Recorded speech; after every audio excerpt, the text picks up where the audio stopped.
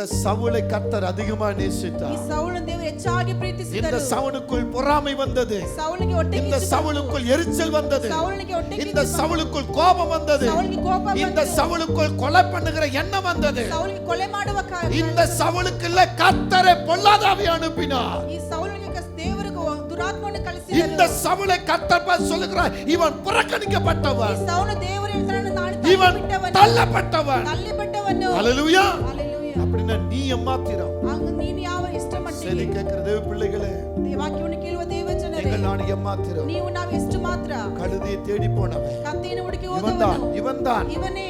இவன்தான் என் ஜனங்களை நடத்துகிறவன். ಇವನೇ ಜನರನ್ನು ಆಳ್ವಿಕೆ இவன்தான் ಮಾಡುವವನು. என் ஜனங்களை ஆளுகை செய்றவன் சொன்ன ಇವನೇ ಜನರನ್ನು ಆಳ್ವಿಕೆ ಮಾಡುವವನು. என் கர்த்தர் ನನ್ನ ಕರ್ತನು அதே வாயில சொல்றார், ಅದೇ ಬಾಯಲ್ಲಿ ಹೇಳ್ತಾರೆ, இவன் புறக்கணிக்கப்பட்டவன், ಇವನು ತಳ್ಳಲ್ಪಟ್ಟವನು, இவன் தள்ளப்பட்டவன், ಇವನು ತಳ್ಳಲ್ಪಟ್ಟವನು, இவன் லாக்கி இல்லாதவன், ಇವನು ಲಾಯಕ್ಕಿಲ್ಲದವನು, இவன் அதிகாரம் இல்லாதவன், ಅಧಿಕಾರವಿಲ್ಲದವನು, இவன் பவர் இல்லாதவன். ಪವರ್ ಇಲ್ಲದವನು, இவனுக்குள்ள இருக்கிற என் ஆவியை எடுத்து விடுகிறேன். ಇವನೊಳಗೆ ನನ್ನ ಆತ್ಮವನ್ನು ತೆಗೆದು ಬಿಡುತ್ತೇನೆ. இதோ உலகத்தை மோசம் பண்ணுகிற அசுத்தாவி இவனுக்குள்ள அனுப்புகிறேன். ಲೋಕವನ್ನು ವಂಚಿಸುವ ದುರಾತ್ಮವನ್ನು